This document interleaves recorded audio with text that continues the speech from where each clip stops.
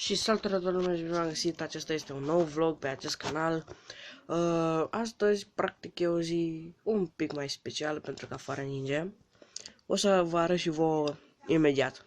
Cam așa ninge la noi la ora 8:20. În spatele meu face mie un vlog, fratele meu.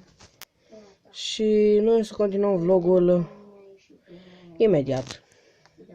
Da, după cum am văzut, afară ninge. Astăzi o să mergem la mall.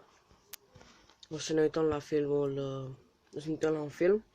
Filmul se numește Fondatorul McDonald's.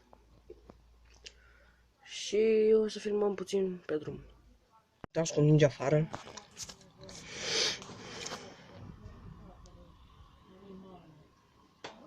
Și am revenit. În legătură cu filmul, v-am zis mai devreme, a fost genial, este genial.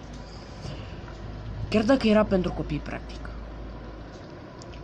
De fapt, nu era pentru copii, dar era super șmecher.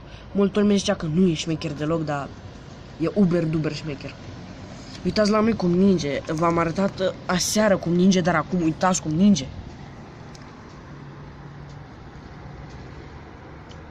Nu știu dacă se vede, dar ninge super șmecher. Ăsta a fost un vlog făcut pe aici prin casă și pe la geam. Cum voi a fost Joker și noi ne vedem data viitoare.